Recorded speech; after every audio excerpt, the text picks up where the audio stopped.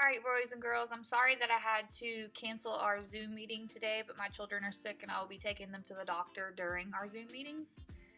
We're going to do this via video, so you might have to pause the video to catch up or what have you.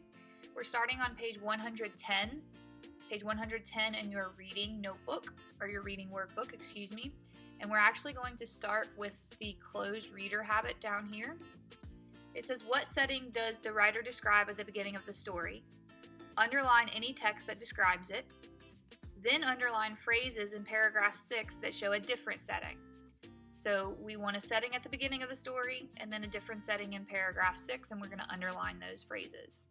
So you need to follow along in your book while I read this one here.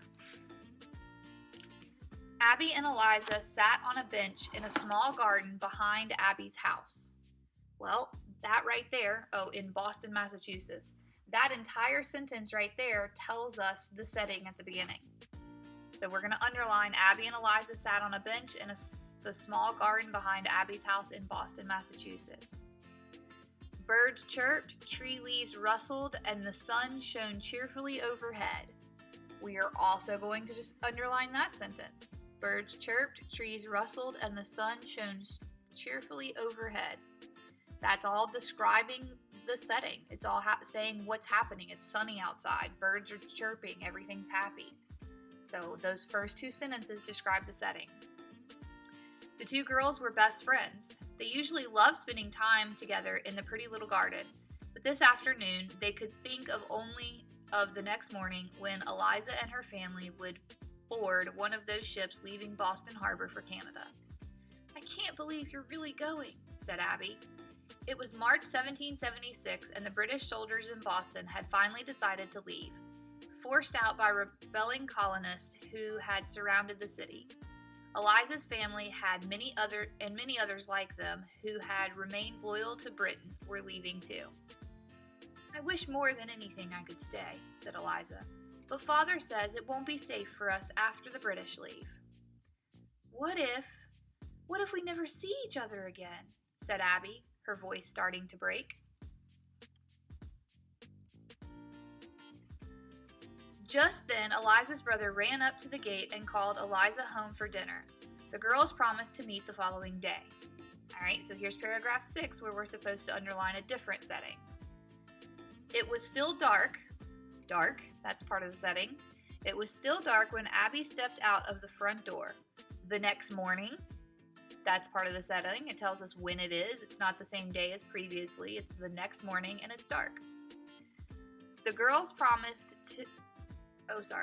It was still dark when Abby stepped out of the front door the next morning. So we're going to underline dark and the next morning. The air was damp and chilly. Salt wind blowing from the harbor made her shiver. So we're going to underline damp and chilly, salt wind blowing from the harbor. We could underline shiver, but we already have chilly, so we know she's cold, so that's kind of redundant, saying the same thing again. All right, so we're going to underline damp, chilly, wind blowing from the harbor. She went over to the carriage where Eliza and her family were loading their trunks.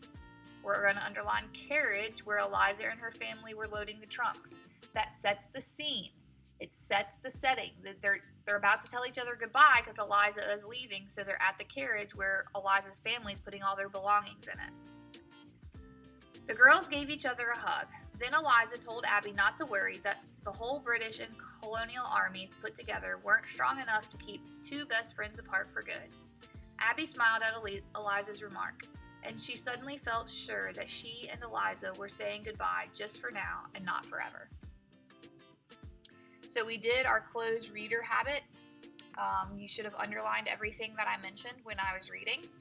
Now we're going to look at the following page. It says at the top in the chart below, only 2 phrases actually identify the story's setting, and only 2 details actually describe those settings. Copy those phrases and details into the empty charts at the bottom. So first, we need to find something from the setting box to describe the first setting. So you should go back to the first paragraph where we underline those details to find something to describe the first setting. Boston Harbor, a bench in a garden. Outside a house in the morning, a ship leaving for Canada. So remember, first, they were on a bench in a garden.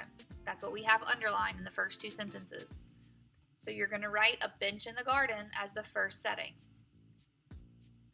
Then you're going to find a detail that describes that setting.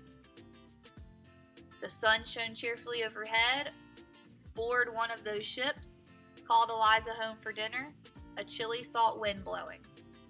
So if you go back to the first paragraph, we underlined the sun shone cheerfully overhead because it described the setting.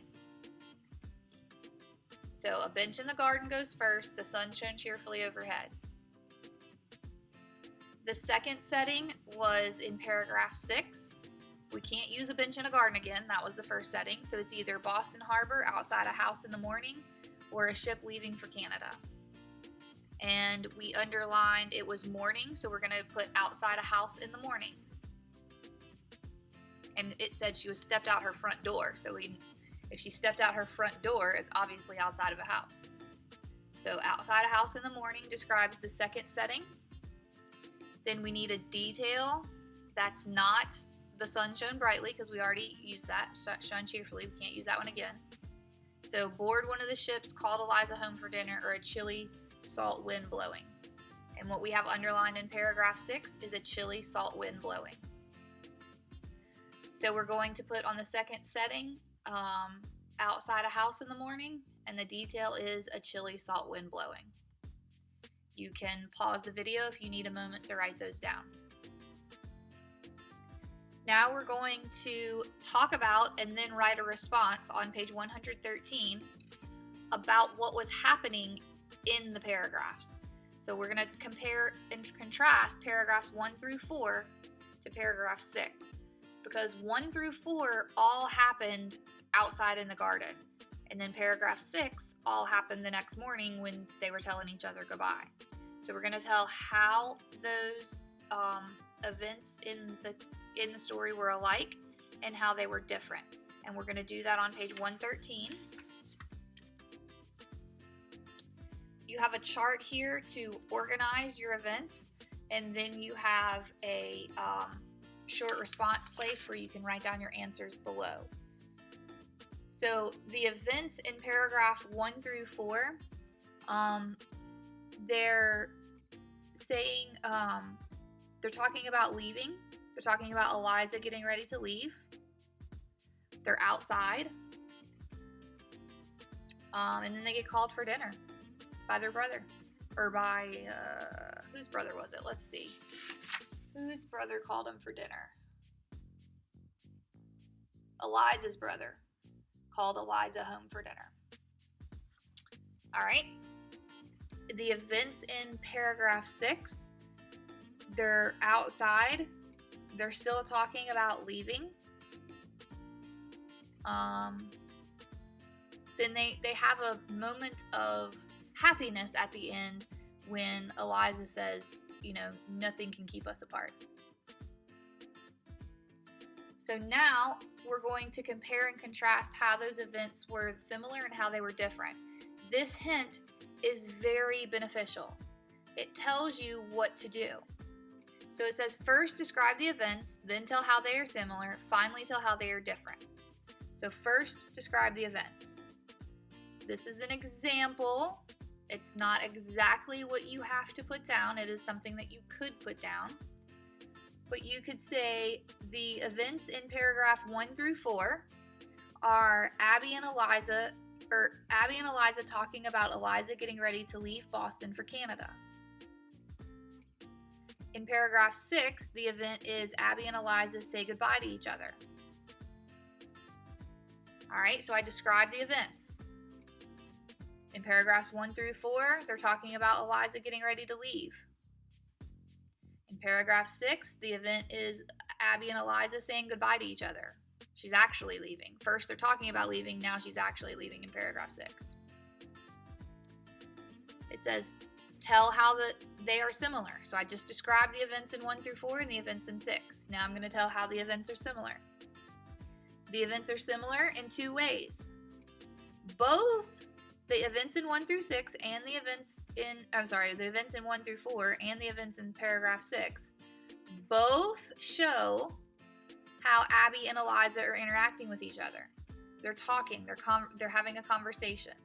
So they both show the two girls having interactions with each other. Both also focus on the fact that Eliza is leaving. Paragraph 1 through 4, they're talking about it. In paragraph 6, they're saying goodbye. So they're both focused on the fact that Eliza is leaving. All right, we described the events. We told how they were similar. Now we're going to tell how they were different. Paragraphs 1 through 4 focus on the girls being sad because they'll be separated. They fear they'll never see each other again. That all happened in 1 through 4 when they were outside in the garden. They were very sad and concerned that they would never see each other again. In contrast, because we're telling how they're different, so we're going to use some words that tell us that. In contrast, in paragraph 6, it's focusing on not the girl's sadness, but how Abby feels sure that she will see Eliza again. Because in paragraph 6, Eliza told Abby not to worry, that the whole British and colony armies put together weren't strong enough to keep two best friends apart for good. Abby smiled at Eliza's remarks, and she suddenly felt sure that she and Eliza were saying goodbye just for now and not forever. So the first 1 through 4 had to do with Eliza and Abby both being very sad. But in paragraph 6, they had an optimistic outlook, and they thought that they would see each other again. So that is how they are different. If you have questions, you can email me or make comments on Google Classroom. You do need to work on your word study today and today's journal. You should have done journal yesterday and today.